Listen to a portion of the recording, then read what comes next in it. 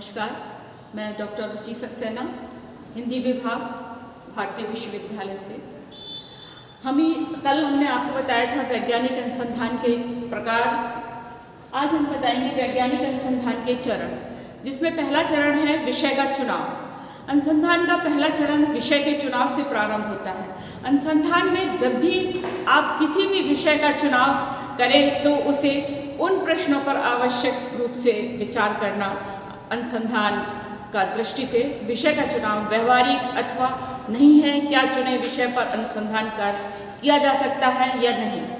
उपलब्ध विधियों और उपकरणों के सहायता से क्या इस विषय पर अध्ययन किया जा सकता है।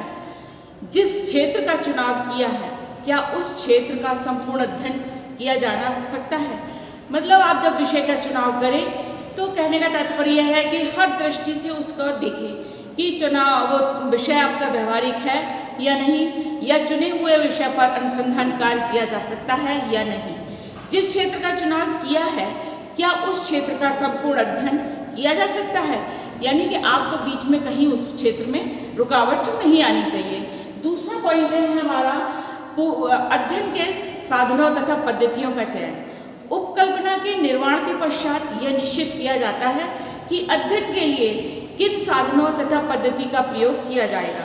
समस्या की प्रकृति पर ही निर्भर करता है कि आंकड़ों के संकलन के लिए कौन सी पद्धति अपनाई जाए। पद्धति है कौन कौन सी होगी पद्धति, साक्षात्कार पद्धति, अनुसूची पद्धति और प्रश्नावली पद्धति और निरीक्षण पद्धति। तो आप इन पद्धतियों से अपनाएंगे कि कौन सी पद्धति आप अपनाना चाहते हैं शोध करने के लिए। साक्षात्कार में आप किसी का जाके समकक्ष जाके वार्तालाप से चुनाव करेंगे, कहीं पे सूची मिलेगी उससे कर सकते हैं, अनुसूची से। प्रश्नावली के माध्यम से आप खुद उनमें से प्रश्न निकालेंगे और उसको करेंगे और फिर निरीक्षण करेंगे। तो ये हो जाता है अध्ययन का चुनाव। सम्यक स्रोतों का अनुमान, आपको उन स्रोतों का पता लगाना है जहाँ विषय से संबंधित सामग्री उपलब्ध है और उन स्रोतों को पहुंच के बारे में भी जानकारी प्राप्त करना आवश्यक है। तथ्यों और स्रोतों तक पहुंचने के बारे में आपको स्पष्ट रूप से जानकारी होनी चाहिए। नंबर पॉइंट 4 आता है आपका पूर्व अध्ययन और पूर्व परीक्षण। आपको अनुसंधान कार्य में कोई भी परेशानी ना हो, इसके लिए आपको 2 कार्यों पर संपादित कार्य करना चाहिए। प्रयोग योजना के तौर पर पूर्व अध्ययन करना चाहिए और अपने अध्ययन का परीक्षण करके जो आपने अध्ययन किया है उसको भी परीक्षण करके कर सकते हैं। नेक्स्ट पॉइंट आता है समय और व्यय का अनुमान। आपको इस बात का अनुमान लगा लेना चाहिए कि जो अध्ययन किया जा रहा है उसमें समय कितना लगेगा तथा धन की कितनी मात्रा खर्च। नेक्स्ट पॉइंट है हमारा तथ्यों का संकलन। अनुसंधान कार्य के यथार्थ शुरुआत तथ्यों से के संकलन से प्रारंभ होती है। तथ्यों के संकलित करते समय तटस्थता का होना बहुत जरूरी है। जो तथ्य आपने लिए हैं उनमें आपको सत्यता और तटस्थता होना बहुत ज़रूरी है। नेक्स्ट पॉइंट हमारा आता है तथ्यों का वर्गीकरण। तथ्यों के संकलन करने के उपरांत अनुसंधान कार्य में उपयोगी बनाने के लिए उन्हें निश्चित कामों और श्रेणियों में विभाजित करना आवश्यक हो जाता है। तथ्यों के वर्गीकरण से सरलता का विकास होता है। नेक्स्ट पॉइंट आता है हमारा सामान्यीकरण। वर्गीकरण तथ्यों का विश्लेषण किया जा सकता है। इस विश्लेषण की सहायता से सामान्य नियमों का प्रतिपादन किया जाता है। इससे उपकल्पना की परीक्षा होती है। वह सामाजिक अनुसंधान का अंतिम चरण है। सामान्यीकरण को ही प्रतिवेदन के रूप में प्रमुख प्रस्तुत करना किया जाता है। नेक्स्ट हमारी वैज्ञानिक पद्धति के चरण में आता है वैज्ञानिक विधि के पद। वैज्ञानिक विधि के पद क्या है। प्राय वैज्ञानिक विधि विमर्शक चिंतन का एक परिवर्तित रूप है। जॉन डीपी ने अपनी पुस्तक हॉट पिंक में वैज्ञानिक विधि के विभिन्न पद बताए हैं। पहला पद बताया उन्हें अनुभूति की कठिनाइयाँ। जब आपके पास अपने मार्ग तथा तथ्य का पहुँचने के साधन नहीं हो तथा किसी अवांछित घटना की व्यवस्था करने में असक्षम हो, किसी विशेषताओं की पहचान नहीं हो पा रही है, वह निश्चय ही कठिनाइयाँ अनुभव करेंगे। ये इस विधि का प्रथम चरण है। नेक्स्ट पॉइंट आता है इसमें समस्या की पहचान। इसके अंतर्गत अनुसंधानकर्ता निरीक्षण कार्य करता है तथा तथ्यों को पूर्णतः एकत्रित करता है तब वह अपनी समस्या को समझता है तथा उसके बाद वह उसको परिभाषित करता है। इस पर नेक्स्ट पॉइंट आता है परिकल्पनाएं। प्राय आप तथ्यों तथा प्रामाणिक अध्ययनों के आधार पर समस्या के समाधानों के लिए अपना अनुमान लगाते हैं। लगाए गए अनुमानों को ही परिकल्पना कहा जाता है। इसका नेक्स्ट पॉइंट आता है निगमनात्मक तर्क। प्राय निगमनात्मक तर्क के आधार पर यह विचार करते हैं कि यदि यह परिकल्पना सही है तब इससे क्या परिणाम होंगे। इसके अंतर्गत भविष्य में आप कितने तार्किक और विश्लेषण कर सकते हैं। नेक्स्ट पॉइंट इसका आता है परिकल्पनाओं का परीक्षण।